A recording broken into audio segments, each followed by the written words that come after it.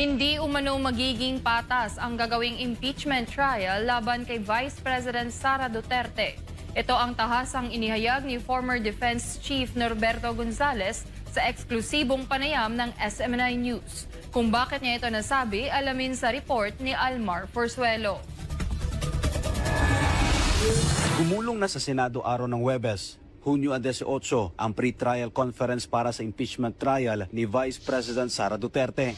Dumating sa Senado ang mga miyembro ng defense team ni Duterte at ang mga House prosecutors para sa nabanggit na conference. Ang pre-trial ay magsisilbing inisyal na pagkikita ng parehong panel bago ang opisyal na pag-convene ng mga senator judges sa impeachment court sa darating na Hulyo 6. Pero matapos ang pagpapalit ng liderato sa Senado, malakas ang agam-agam ng maraming Pilipino na hindi magiging patas ang gagawing impeachment trial para sa ikalawang Pangulo. Sa eksklusibong panayam ng SMNI News sa dating Defense Chief na si Norberto Gonzales, lahat anya ng institusyon ngayon ay kontrolado upang pagtakpan ang tunay na mastermind ng pagnanakaw sa pera ng taong bayan.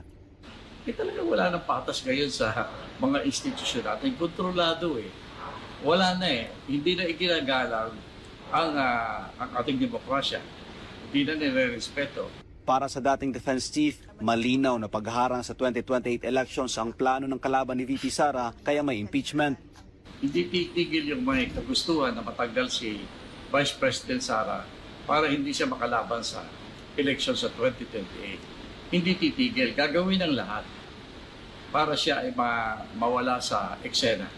Giit pa ni Gonzales na para makonvict si VP Sara sa impeachment ay kailangang palitan ang liderato ng Senado mula sa Cayetano Block ang Gatchalian Block na ngayon ang may kontrol sa mataas na kapulungan. Kaya yung sinasabi nating impeachment, yung pagbabago ng liderato, isa yan sa mga steps para masigurado na mapoconvict si Vice President Sara.